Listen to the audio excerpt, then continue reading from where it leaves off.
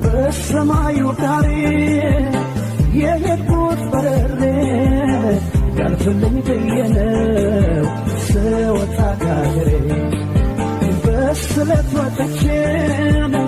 ለምኜ ታቦት ምን ይዤ ልመለስ ወደ እናቴ ቤት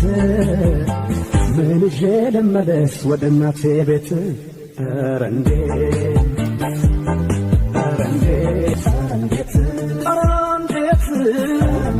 እንደ ሰሙት አይሆን